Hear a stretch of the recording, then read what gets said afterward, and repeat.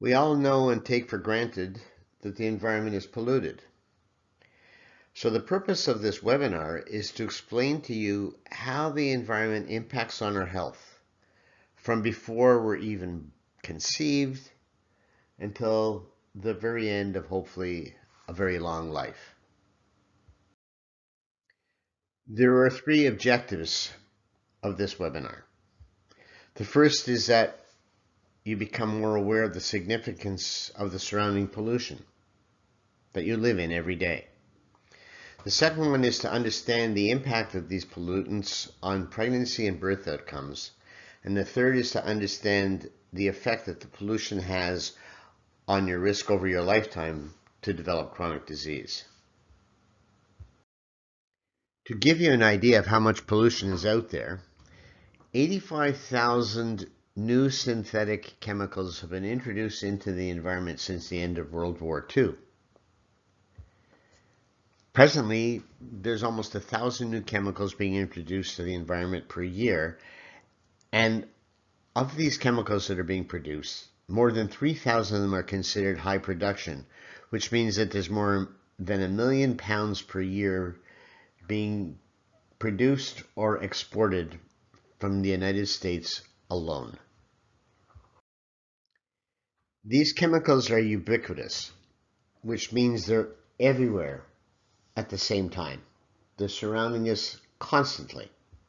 They're in our outdoor air, our indoor air, our food, in our water, and our lifestyle contributes to the amount of chemical exposures that we have as well. In 2010, Health Canada issued a report in which they had measured 91 chemicals in humans and found heavy metals, organochlorines, PCBs. These chemicals were banned, but they're persistent. Stain repellents, plastics, BPA, pesticides, antiseptics, and even tobacco, even if you don't smoke. We can find evidence of it in humans just from the smoke in the surrounding environment. In the United States, the Centers for Disease Control has produced 4 surveys called the National Health and Nutrition Examination Survey. The first report, they measured 27 chemicals. The fourth report, which is still ongoing, they measured 212 chemicals. And this is what they find. 99% of the population contains fire retardants. 90% of us have plastics. Most people have non-stick coatings, stain-resistant chemicals, industrial chemicals, and heavy metals like lead, arsenic, cadmium, and mercury, etc. So here's what you need to know. Everybody is contaminated with chemicals. The average North American contains up to 200 chemicals. Some detoxify slowly, hard to get them out of our body. Some detoxify quickly, but we keep putting them in there. A great example is plastics. And some of them are what's called lipophilic, which means that they tend to be absorbed in fats and oils rather than water. So we kind of dump them into areas of our body that contain more fats and oils, such as the brain. So what you need to understand is that we're full of chemicals. And here's just a small list of what's inside us. Chemicals from fossil fuel burning, all kinds of other chemicals that come from industry, fire retardants, stain repellents, pesticides, plasticizers like BPA, persistent organic pollutants. These are chemicals, some of which have been banned for a long time, but don't break down, and they end up in the food chain and they end up in us. Cosmetics, heavy metals, second and third hand smoke. Third hand smoke is the smoke that ends up on our skin and our hair and our clothes. Even if we smoke outside, when we come back in the house, we stink. That's third-hand smoke, and it comes off our bodies, ends up in the environment that we're in, and other people experience some contamination from it as well. Perhaps some of you think that these chemicals must be safe, especially at the levels of exposures that we experience, because we live in a society which should be protecting us. So are these chemicals safe? The vast majority of them have not been adequately tested for the impact on human health, for children, for the developing fetus, and the basic toxicity information is available for less than 50% of those 80,000 chemicals that are out there. The developmental toxicity information is available for less than 20%. What impact do these things have on our unborn babies? Traditional toxicity testing is slow and expensive, and it would take decades to evaluate the thousands of chemicals that are presently in use. And in the real world, we have multiple exposures, all occurring at the same time. How do we study that? Which ones do we study? How many do we study at a time?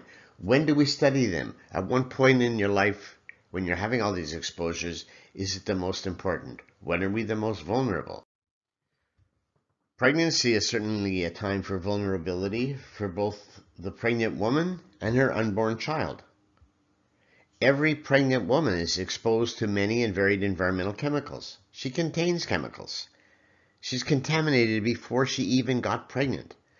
And there's up to 200 chemicals in her body at conception. And most of these chemicals can cross the placenta and have an impact potentially on the developing fetus. The Environmental Working Group is a private advocacy group that raised funds to do 2 small studies of newborn babies. And this is what they found. In 2005, they produced a study which showed that 287 chemicals can be found in the cord blood.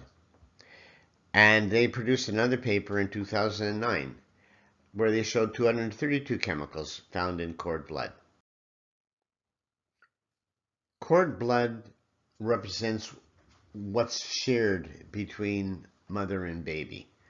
So what's in the cord blood that we should be concerned about? Plastics, BPA, stain repellents, pesticides, nicotine, flame retardants, and heavy metals. Pregnancy is obviously a natural and normal physiological event, but things can go wrong. And so women attend regularly to their obstetrician or to their midwife in order to manage the pregnancy. The goal, of course, is to minimize risk to the mom so that the weight gain that she has is appropriate, not too little, not too much, and that she can prevent becoming obese, have high blood pressure, develop something called preeclampsia, which is a risk to both mother and baby, and gestational diabetes, which is diabetes that occurs towards the end of pregnancy. We also want to minimize the risk to the child. The child's in the uterus. We want to minimize what can go wrong in there. We want to minimize the risk in early childhood. And we want to minimize the risk to that child's life over the long period of time that we expect them to live. Over the past 50 to 100 years, the technology and care in obstetrics has improved significantly. As a result, we've had a marked reduction in pregnancy and perinatal mortality. Women don't die in childbirth, and newborn babies are much more likely to survive. That's the good news. The paradox is that there's bad news as well, because there are increases in our ability to get pregnant and reproduce. There's poorer pregnancy outcomes. There are poorer birth outcomes. Children are more likely to have something wrong. There's more likely to be childhood disability. And the ugly is that the rapid change that we're seeing is not explained by genetics because it's environmental.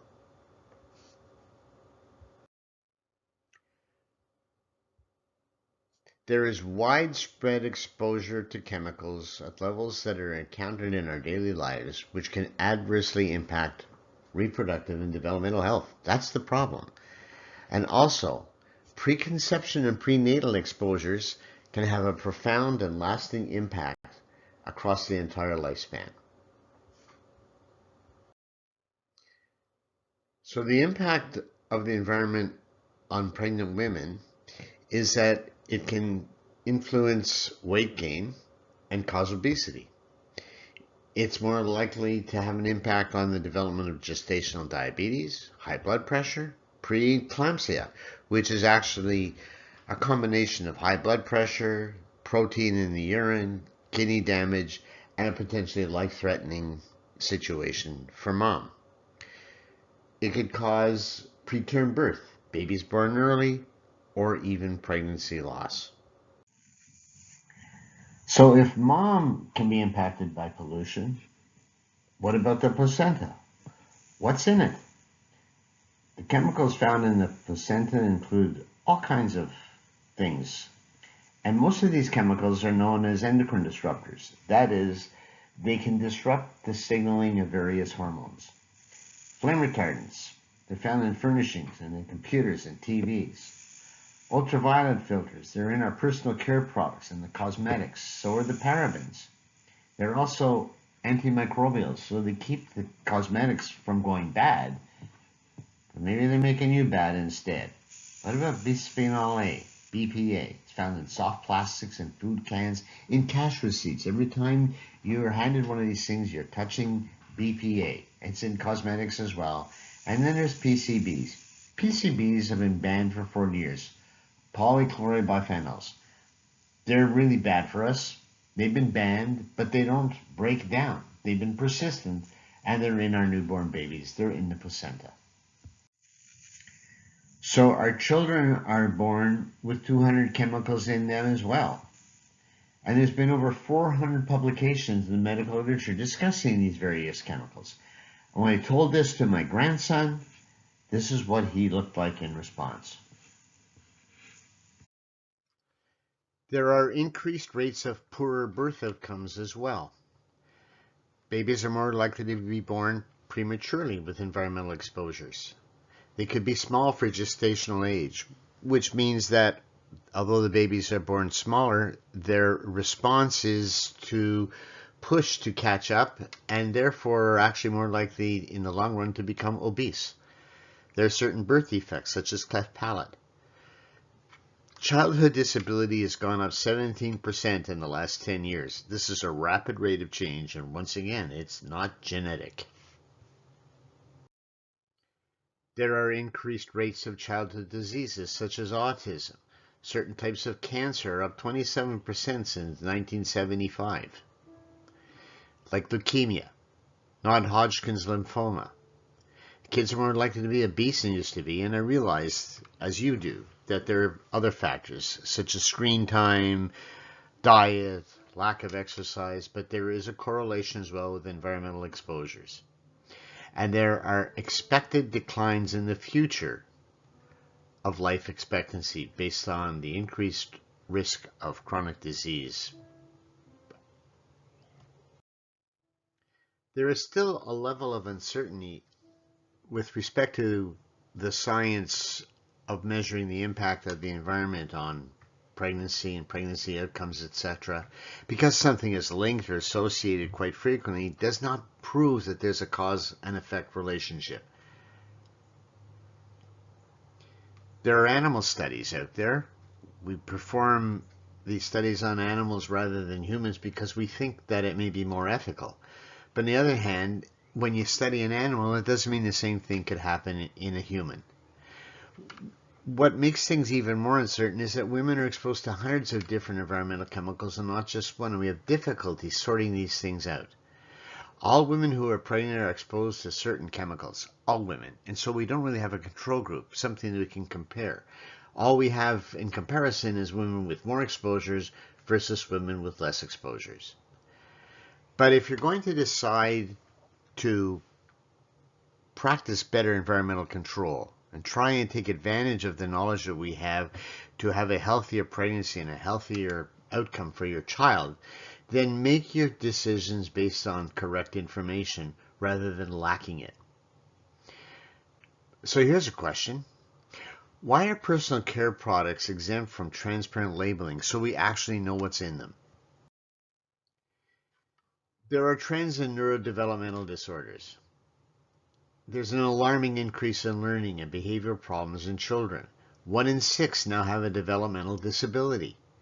That's 17% more than a decade ago, just with neurodevelopmental disorders. 1 in 10 children now have ADHD, attention deficit hyperactivity disorder, and 1 in 68 children have autism spectrum disorder. They may not be purely autistic, but they may fit on the spectrum. Given the information that's out there to date, though, there's been a call for action to prevent harm. And this comes from 3 esteemed bodies of obstetricians and gynecologists in Canada, the United States, and the UK. There's an international federation as well, which has called for action to prevent harm. And the American Society of Reproductive Medicine, which is interested in why people can get pregnant or not, is also calling for an action to prevent harm based on environmental exposures. So is the endocrine system. This same group of scientists has called for action to reduce chemical exposures from the environment as well, because they can contribute to the prevalence of neurodevelopmental disorders and disabilities in children. There's widespread exposures to these toxic chemicals, and they've identified increased risks for cognitive, behavioral, and social impairments, as well as specific disorders such as autism and ADD/ADHD. These threats are preventable. We can reduce our exposures. But there's a failure of industrial and consumer markets and regulatory systems to protect the developing brain from toxic chemical exposures. You'll note that consumer markets is bigger and more bold on this slide and underlined. And the reason for that is you drive consumer markets. If you don't buy the products that are giving you increased exposure, you can drive the consumer market in the opposite direction. Policies and actions are urgently needed to eliminate or significantly reduce exposures to these chemicals. We have to overhaul how government agencies and business assess the risks to human health. We have to assess and overhaul how chemicals and commerce are regulated, and we need to overhaul how the scientific evidence informs decision-making by government and the private sector. Science, good science, should inform policy. Policy should not dictate which science they're going to accept. The tender consensus statement is supported by a variety of major scientific bodies. Dr. Linda Birnbaum, who's the director of the National Institute of Environmental Health Sciences and the National Toxicology Program, endorses this, as do other high-level scientists. The American College of OBGYN, obstetrics and gynecologists, they actually use this clinical document as an educational tool. And look at all these other esteemed bodies of scientists and clinicians. They support and endorse the tender consensus statement. So sometimes we take chemicals and we substitute them. Those chemicals are put in there for a reason. It is not the intention of industry to poison us. They use these chemicals to enhance their products. And when there's a sense that the chemical may be causing problems, they will substitute them, but with other chemicals. So you'll notice here, when the U.S. government banned some of the organophosphate pesticides, manufacturers responded by expanding the use of other pesticides, which are probably just as bad. The evidence is emerging that these new pesticides also pose a threat to the developing brain. So when the U.S. government reached a voluntary agreement with the flame retardant manufacturers to stop making PBDEs, they substituted other flame retardant chemicals, and they're just as bad. They haven't undergone adequate assessment on developing brains. They just put them in there and exposed us. So when the federal government banned some phthalates in children's products, the chemical industry responded by replacing them with structurally new phthalates. And they're now under this investigation for also being endocrine disruptors, disrupting the messaging of hormones. BPA in food cans and jar lids are voluntarily being replaced by the industry with BPS. They're labeled as BPA-free. Sounds really good until you realize that they create the same problems, and BPS is also an endocrine. As the tender consensus statement states, we need to change how chemicals in commerce are regulated, and we need to change how scientific evidence informs decision-making by government and the private sector. we need to consider the effect of chemical exposures on the pregnant woman. Clearly, she is the first generation that's impacted by these chemicals, and the baby is the second generation, the next generation, that will be impacted as well. But there's a third generation. The baby's cells, which will eventually become sperm or eggs, are also being impacted by these chemical exposures. And so what we see are 3 generations being affected. But actually, the damage is passed on for more than 4 generations. Why does this occur? It's a phenomenon called epigenetics. Genes are inactive when they're covered, and they're activated when they're uncovered. That cover is called the epigenome. So we take it off, we put it on, depending on whether we're activating or inactivating genes. Chemicals can damage the epigenome, and we consider this a chemical evolution because there are changes occurring in how genes work with respect to timing based on whether or not that epigenome is damaged by chemical exposures. A scoping review of the scientific literature regarding early exposures to pollutants and their associations with chronic disease was performed by the Canadian Environmental Law Association, the Ontario College of Family Physicians, and the Environmental Health Institute of Canada. What they found was that in utero exposures before birth had an impact on lifetime vulnerability for obesity, type 2 diabetes, respiratory diseases, cardiovascular diseases, Alzheimer's disease, Parkinson's disease, and certain cancers. This is consistent with the theory called the developmental origins of health and disease. There's an increasing evidence that prenatal and early childhood exposures are associated with certain chronic diseases, and the risk is increased across the lifespan. Exposures to various pollutants are linked to an increased prevalence of medical conditions in later life. Outdoor air pollution during pregnancy is linked to an increase in wheezing and asthma in childhood. The markers for cardiovascular disease later in life appear in early and mid-childhood and are at least partially dependent on exposure to outdoor air pollution. Same with early childhood eczema, acne, and indoor air, molds, use of air fresheners, smoking indoors, also linked to allergies and asthma. BPA, linked to childhood obesity. Pesticides, linked to childhood cancers such as leukemia and brain tumors. When the Centers for Disease Control in the United States produced their 4th report on the survey of chemical exposures, the chemical industry responded with the following quote. They reiterated their support for these studies and then stated, like the previous 3 studies, the report reaffirms that levels of man-made and natural compounds detected in Americans remain low. So that sounds really reassuring. What about the precautionary principle? Because we're talking about low levels of exposures. Is it okay or not? The precautionary principle is to take action despite a certain amount of uncertainty. To take action in response to plausible, credible evidence of likely and substantial harm. To avoid possible future harm, even if the environmental risks are only suspected, but are not completely conclusive. If we don't do this, we could be making a very costly mistake. That's the precautionary principle.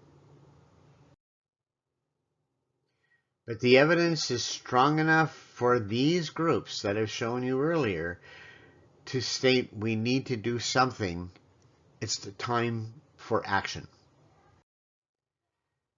The fetus and the child are clearly more vulnerable than healthy adults.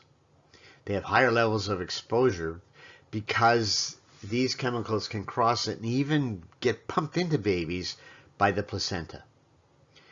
Children eat, drink, and breathe more than adults per pound. They just suck in more air and eat more food for their size compared to us.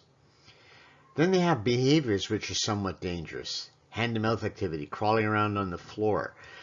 They crawl around on the floor a lot, so there's dust. Dust is not just debris from the breakdown of building materials, but it also contains all kinds of chemicals that we bring into our house, whether they're pesticides from outside, whether they're flame retardants and stain repellents from our furniture and clothing, etc. There's more exposure. They're more vulnerable to harm because there are these rapid ongoing processes of development. So they're maturing, they're learning, they're laying down of tracks in the brain. There's cells being replicated because they're growing, and so there's more risk for harm. Their immune systems and detoxification systems in particular are relatively more immature than ours, especially in the first 6 to 12 months. So they don't handle these exposures. When toxicity testing is performed, the standard way of testing does not account for certain types of problems, such as, does it interrupt hormone messaging? Does it measure how the chemicals could be transferred into the fetus? Does it consider the fact that there are multiple exposures going on at the same time? Do they measure these multiple exposures at the same time? What about susceptible windows of development? There are certain times when, especially the developing fetus, is more susceptible to the impact of chemicals than others, depending on what is going on. What about epigenetic change? They don't measure for that either. And they do not measure subtle changes in cells which down the road can lead to damage. And this subtle change in cells is called oxidative stress, and I'll review that in a moment. In order to understand oxidative stress, you need to understand that the human body is made up of 3 trillion cells, little things that we can't see. The cell is the smallest unit of life. They are all living somewhat independently, yet dependent on each other so that they can get along well and that we function as a human being the way that we do. The cell needs to absorb oxygen, food. It needs to convert these 2 things into energy. It needs to have enough energy to perform its job. It needs to be able to communicate with other cells so that they all know what's going on and they work together. The cells should not be irritable or depressed, and it should be able to reproduce. And most importantly for this talk, it needs to be able to get rid of its waste products. And this is what we call detoxification. This is what healthy detoxification looks like. Perfectly balanced. On the one hand, we have toxins. These are chemicals produced by our own chemistry or by the chemistry from the outside that we take into our bodies, and they have various names. We refer to them as oxidants or free radicals, or sometimes they're called reactive oxygen species or reactive nitrogen species. They go by a variety of different names, but they need to be balanced by antioxidants. And as long as that's a good balance, we have a healthy detoxification system. So when the detoxification system is inadequate, we see subtle changes in the cells which we call oxidative stress. It occurs when the toxins, those free radicals, oxidants, reactive nitrogen oxygen species, are not balanced enough by the antioxidants, and so they start to cause very subtle damage. It can happen because our nutritional support, our antioxidant levels, are deficient. It could happen because we have an abnormal genotype and we're not very good at detoxification in the first place. Or it can happen because of excessive exposures from pollution. It leads to oxidative stress. What is oxidative stress really? When you open an apple and you expose it to oxygen, it slowly turns brown. That change that's occurring is due to changes inside the cells of the apple, damage is occurring, and it's called oxidative stress. We see it in a banana. We also see it in the process of rusting. Do humans rust? The Tin Man seems to think so. What happens to us? Well, when we have this oxidative stress occurring from pollution, what we see is cell damage. It can be very subtle. Cell membranes, which are responsible for signaling and receiving messages from hormones and neighboring cells, they can be damaged. Mitochondria are little guys in cells that are responsible for the production of energy. They can be damaged, so we can have lower energy levels, or the cell could even die from not having enough energy. And we can damage the DNA. We can damage the epigenome subtly. There are multiple kinds of changes that can occur. Or it can be more obvious, where we can measure inflammation. We can measure tissue damage. The patient is sick. We can measure organ dysfunction. So where do we see oxidative stress clinically? Cardiovascular system, we see it occurring in arteriosclerosis, when the lining of the blood vessels are dysfunctional, when there's high blood pressure. In the brain, we see it in neurodegenerative, neurodevelopmental disorders, in chronic migraine, in fibromyalgia. We see it in allergies, in autoimmune diseases, when there's systemic inflammation. We see it in chronic fatigue syndrome and multiple chemical sensitivity, rheumatic diseases, degenerative joint diseases, non-alcoholic fatty liver disease, inflammatory bowel disease, eczema, psoriasis, chronic kidney disease, diabetes, and obesity.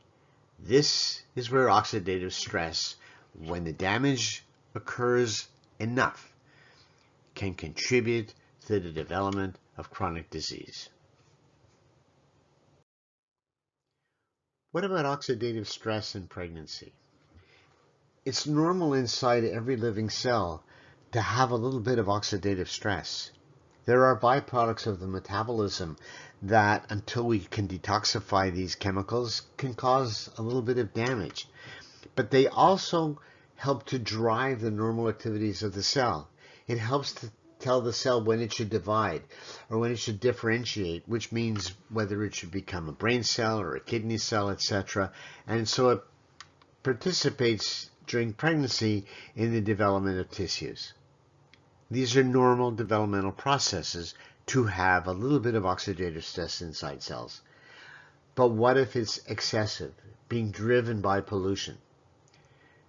If there are high concentrations of these oxidants or reactive oxygen species, we see damage to proteins and fats. We see dysfunction of membranes. We see the breakdown of DNA, and we see damaged tissue.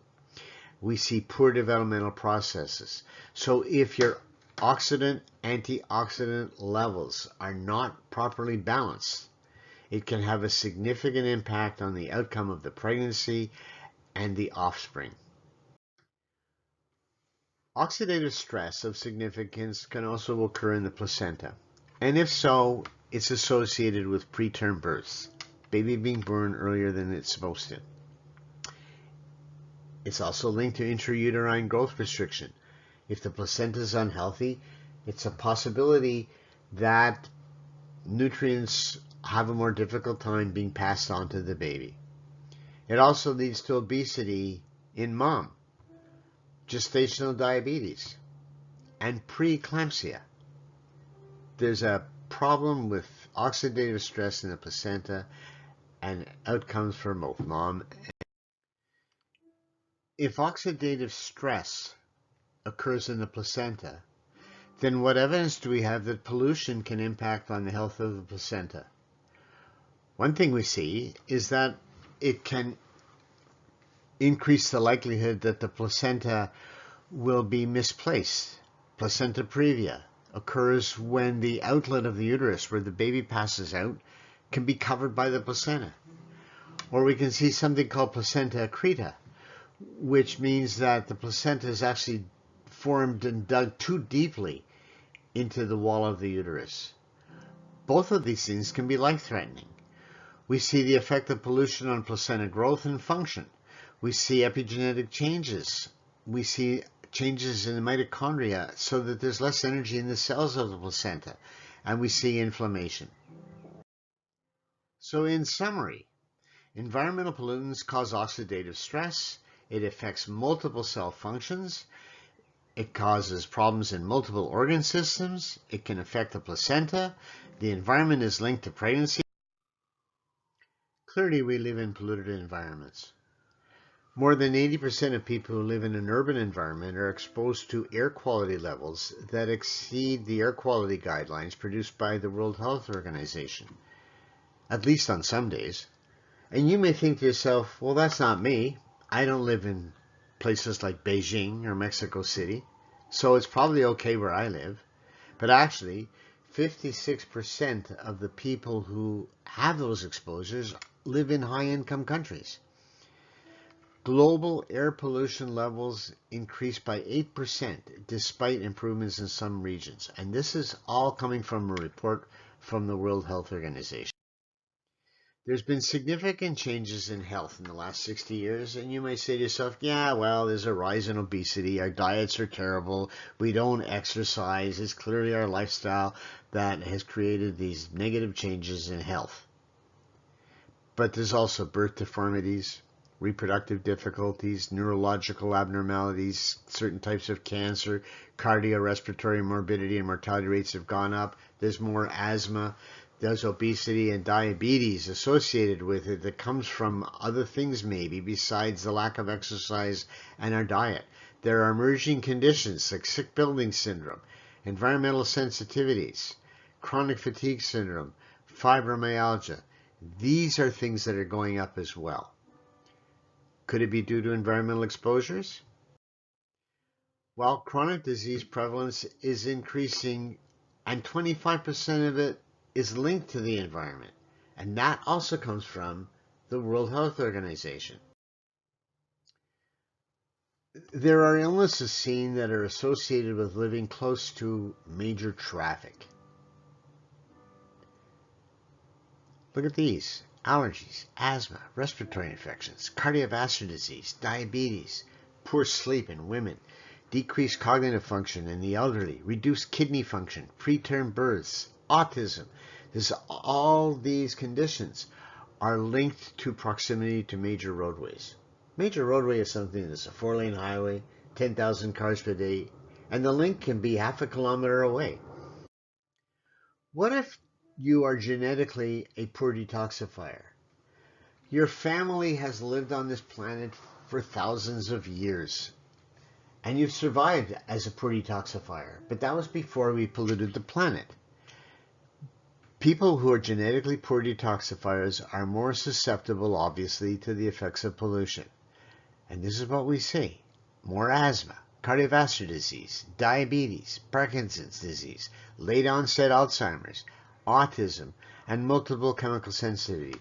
So far, the literature is showing that if you're a poor detoxifier, you're more likely to get the same conditions that we get living close to pollution. What is the science telling us? Preconception and prenatal exposures are implicated in increases in adverse reproductive health outcomes, and they can have a profound and lasting effect throughout our whole life. There's an increased risk of disease. It starts in early childhood, and it lasts across the lifespan. What can you do? Well, you can decrease your exposures. For example, the cleaning products that you use. Don't use scented products. Your house does not have to smell like a lemon or a pine forest. You can use vinegar. You can use baking soda. You can change the personal care products that you use. There's a website put up by the Environmental Working Group, that same group that did the studies of cord blood that I referred to earlier in this webinar. They have a website. Look them up. There's options for personal care products that are much less concentrated with a variety of chemical pollutants. You can eat an organic diet. At least try. If you try, the Environmental Working Group has also come up with a list of foods that they refer to as the dirty dozen, the worst foods with respect to pesticides. Sometimes you'll hear from people, oh yeah, well, there's no proof that eating an organic diet makes any difference, but that's actually not true. And in fact, if you eat an organic diet or try to, you will be found to have much less pesticide and other chemicals in your body stands to reason. So these people who label their foods organic are not lying. You can support your detoxification system too by increasing the intake of antioxidants. Eat more vegetables and fruit. That's where they are, in the colored foods. And you can enhance the elimination of various chemicals in your body if you sweat. So exercise hard, go in a dry sauna, especially after you've exercised, and mobilize these contaminants from your fat and sweat them out. You can reduce the level of contamination. Look at the impact of diet. There are a variety of diets out there, but if you want to eat healthy diets, the range is from vegan at one end to Paleolithic at the other end. The Paleolithic diet is a diet also referred to as the caveman's diet, where they ate foods that were not farmed, because the Paleolithic era was when we were cave people. So they ate a lot of meat and fish and vegetables and fruit, but no grains, no dairy products, and no eggs. And in the middle of these two extremes is the Mediterranean diet, a common sense diet which tries to reduce or eliminate red meat and emphasizes more grains, vegetables, and fruit and healthy foods. So the difference between these three diets is the source of protein. Is it coming from meat? Is it coming from nuts, beans, grains, and seeds? Combination of the two. But all three of them emphasize vegetables and fruit intake, up to 9 or 10 helpings of servings per day. And when you eat that way, you can reduce your oxidative stress, your systemic inflammation, resistance to insulin, blood pressure, obesity, and problems with cholesterol and triglycerides. If you eat organic, you can lower the body burden of pesticides. You can reduce the incidence in unborn babies of malformation of the penis and urethra. You can reduce the incidence of undescended testicles just by eating organic. You can reduce the risk of preeclampsia. You can reduce the incidence of resulting chronic disease. When you're pregnant, you need to prepare a room for the baby. The sooner you do it, the better, so that whatever chemicals off gas can be reduced or eliminated well before the baby arrives in that room. You should also try and avoid the maternal exposures. If you're doing major renovations or major changes, maybe the pregnant mom should be living somewhere else, at least temporarily. You should air out the mattress, take it out of the plastic wrapping. You should be encouraged to buy an organic mattress if you can, without the pesticides. If you buy new furnishings, give them a chance to off-gas and seal the raw exposed edges of any particle board furniture. Use hardwood flooring. If you've got to have carpets, don't use glues to hold them down. Use low VOC paints and allow for off-gassing. And as I said, if you have to, move out temporarily. And ventilate. So the best time to do this is in the summer when you can open the windows. The optimal wait time when you make changes indoors to prepare the baby room is 60 days. So maybe the baby room should be prepared by the time you finished your 7th month. Getting ready for the baby also means making sure you have all the equipment required for feeding and clothing and keeping the baby warm, etc. Try to avoid petroleum jelly and mineral oil. They're made from petrochemicals. Try to avoid talc. Chemical-based cleansers like the wipes and the shampoos. They don't need to be chemical-based. The feeding from plastic bottles should be avoided if at all possible. Use glass. Try not to use scented products. Try not to use deodorizers and lotions with scents. The pajamas are treated with fire retardant chemicals. See if you can find sleepers that don't have fire retardants. Disposable diapers are a possible cause of contact dermatitis. The absorption material is wood pulp. It's bleached with chlorine. Look for diapers that are dye-free, perfume-free, and chlorine-free. It's never too early to get ready for your future family. Preconception is a great time to start. Before you conceive the baby, consider the environment, the impacts it has on your health, the health of your future pregnancy, and your family, and try and reduce your exposures. Thank you very much.